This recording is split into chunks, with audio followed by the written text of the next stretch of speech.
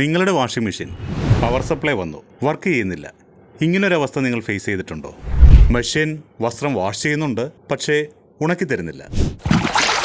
മെഷീൻ്റെ power on ചെയ്തു, but display panel തെളിയുന്നില്ല. വാഷിംഗ് മെഷീൻ്റെ വർക്ക് കംപ്ലീറ്റ് ആയി, പക്ഷേ ഡോറ് തുറയുന്നില്ല. ഇതുപോലെ ഡ്രമ്മിൽ വെള്ളം കെട്ടി നിൽക്കുന്ന അവസ്ഥ ഉണ്ടായിട്ടുണ്ടോ?